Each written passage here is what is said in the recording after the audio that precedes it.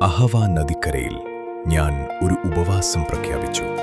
ആദ്യം ദൈവത്തിന്റെ മുമ്പിൽ വണങ്ങുവാൻ, നമ്മുടെ ദൈവത്തിന്റെ മുമ്പിൽ വിനയപ്പെടാൻ, മുന്നോട്ടു പോകുവാൻ, നമ്മുടെ പദ്ധതികൾ വിജയിക്കുവാൻ, നമുക്ക് ശക്തി ലഭിക്കുവാൻ.